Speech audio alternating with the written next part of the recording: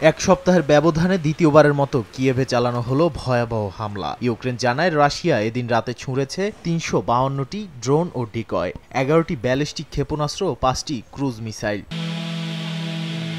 কিয়েভের অন্তত ৬টি জেলায় আঘাত হানে এসব অস্ত্র।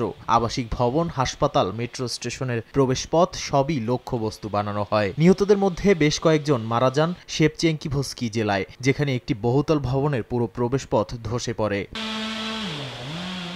এই হামলায় উত্তরাঞ্চলীয় চেরনিহিভেও ড্রোনের আঘাতে শিশুসহ হতাহত হন বেশ কয়েকজন। কিয়েভের দক্ষিণ পশ্চিমে বিলা সার্কভা শহরেও ঘটে হতাহতের ঘটনা।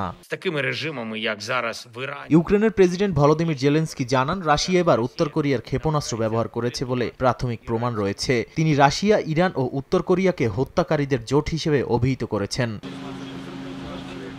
মস্কোর দাবি, কিয়েভের সামরিক শিল্প অবকাঠামো লক্ষ্য করেই হামলা চালিয়েছে তারা। তবে বাস্তবে ধ্বংস হয়েছে হাসপাতাল, খেলার মাঠ, আবাসিক ভবন, এমনকি বোমা নিরোধক আশ্রয় কেন্দ্রেও। গত সপ্তাহে কিয়েভে রাশিয়ার সবচেয়ে প্রাণঘাতী হামলায় ২৮ জন নিহত ও ১৫০ জনের বেশি আহত হন। এবারও সেই ধারা অব্যাহত রেখে কিয়েভের ওপর চাপ বাড়াতে চায় পুতিন প্রশাসন। এদিকে কিয়েভ দাবি করছে, রাশিয়া যুক্তরাষ্ট্রের মধ্যস্থতায় প্রস্তাবিত শান্তি আলোচনাকে ইচ্ছাকৃতভাবে ভেস্তে দিচ্ছে। এর পেছনে রয়েছে নতুন করে ভূখণ্ড দখলের উদ্দেশ্য। নাদিম মারজান, সময় সংবাদ।